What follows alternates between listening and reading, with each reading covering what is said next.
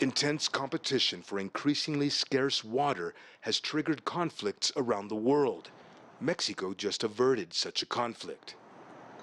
U.S. President Donald Trump threatened Mexico with another round of tariffs, this time over water that it owed the United States. In December, Mexico delivered. President Claudia Sheinbaum said Mexico couldn't meet its obligations because of severe droughts on the Mexican side of the Rio Grande Valley. It's not that we didn't want to deliver. It's simply that there hasn't been enough rain. So an agreement was reached in this regard, and at the same time, we will continue to meet on this issue. For the past quarter century, a prolonged mega drought has reduced snowmelt by 17%. It's gotten worse over the past 3 years.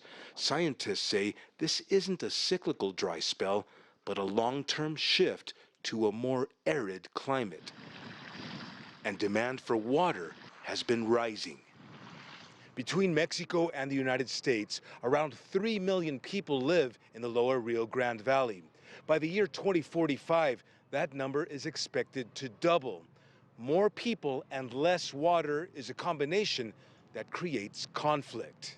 Basically, we have seen unprecedented growth on agricultural land, which is the major consumer of water on both sides of the border. Since the U.S. and Mexico signed the treaty, Sanchez says regional water use has tripled, and there's more trouble ahead. She says the water treaty lacks a clear definition of extraordinary drought conditions, and she says it fails to mention groundwater, water that nature stores underground, which takes a long time to replenish. If we don't consider groundwater into future negotiations, we are just putting band-aids into solutions of our systems, of our shared systems. Groundwater is the white elephant in the room. So if we don't deal with that, the sooner, this is just a ticking bomb.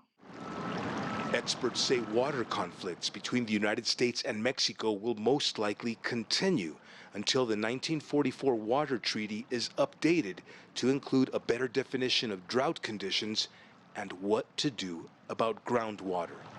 Franc Contreras, CGTN, Mexico City.